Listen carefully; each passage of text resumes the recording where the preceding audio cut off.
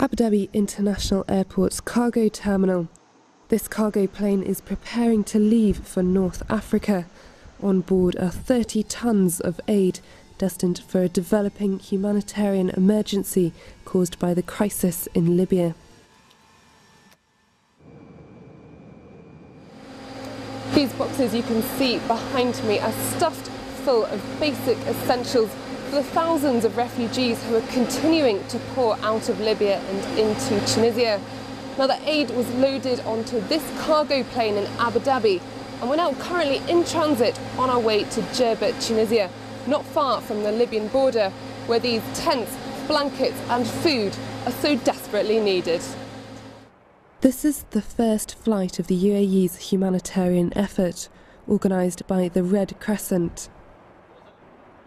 Around 20,000 refugees have fled Libya in the last few days and are depending on the international community for food, shelter and medical supplies.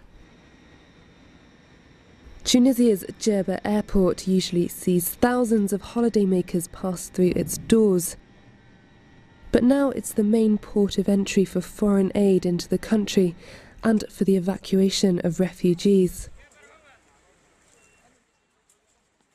This is where the Red Crescent's aid is destined, the Ras Jadiet refugee camp, made up mostly of foreign workers fleeing the violence and uncertainty in Libya.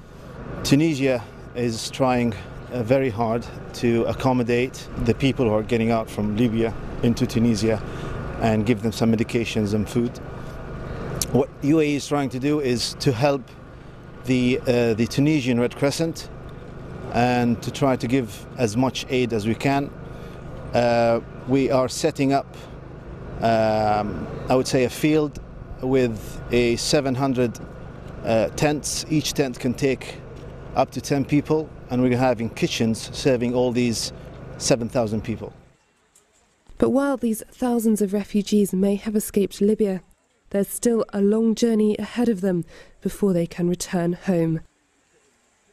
Sarah Head, Ras Jadiet, Tunisia, inside the National.